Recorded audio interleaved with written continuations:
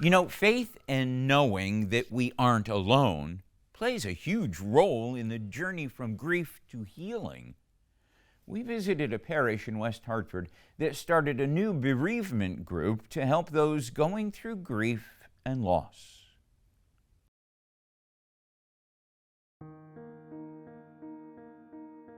To know that you're not alone, to come to a group like this and know that you are sitting there and everybody in the room have had tremendous losses. So when you look around, that's your support. You have a tendency when you're going through grief, for me anyway, is that nobody could feel like this. But then when you get into this group, you understand that people are feeling this way too. It felt like we were all kind of afloat separately, and this group helped us feel like we were in a raft together and surviving. It really lifted us up. The New Day Bereavement Support Group at St. Peter Claver Parish in West Hartford provides a safe, nurturing space for those coping with the loss of a loved one. You know, I read a lot about the process of grief and learned that the best therapy for grief is to be able to tell your story to someone who will listen and to tell it over and over again. The team was trained by the Archdiocese using the New Day Journal, a process created by Sister Maureen O'Brien. They meet once a week for 10 weeks, focusing on a different part of the grieving process each time. The journal itself kind of begins with just the task of accepting the loss, and then it moves into experiencing the pain of the loss, and then eventually onto how do we live in this new environment without your loved one, and then how do you move forward. I didn't realize a lot of the concerns that I had until I started writing, and there's something about that, you know, from your brain to your hand to the page that really is very helpful. I didn't really realize it until the book helped me that my identity up to this time had been Ed and Kathy for the 49 years we were married. And that identity now was having to change. And I think that really struck me in a way that this book helped me to work through that and to begin to realize that I would now need to have a new purpose in life. The New Day Journal and process helps participants work through each part of their grief journey by using prayer, reflection, and sharing.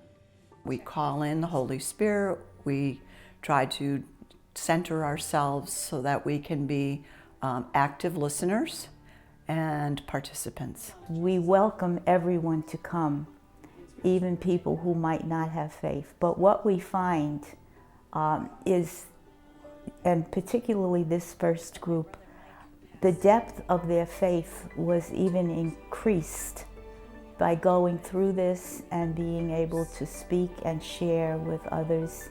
And they will say it themselves, I don't know what I would have done without my faith. I think we heard that over and over.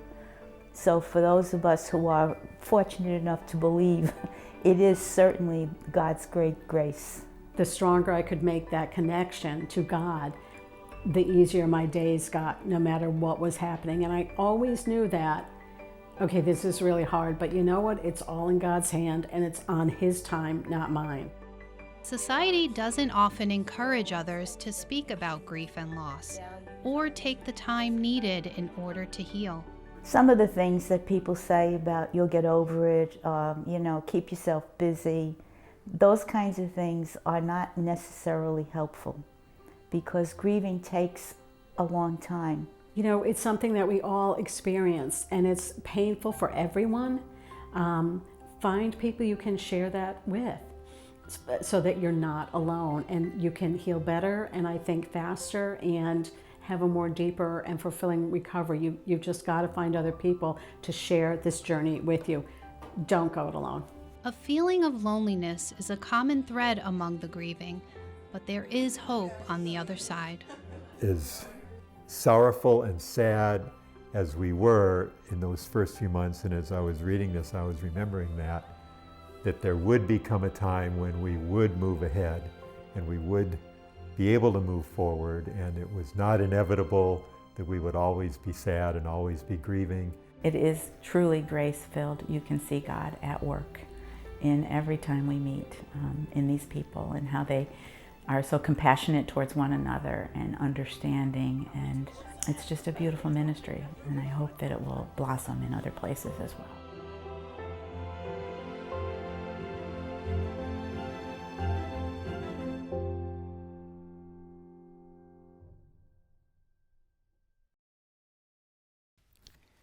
As the 5th chapter of Matthew, verse 4 says, "Blessed are they that mourn, for they shall be comforted."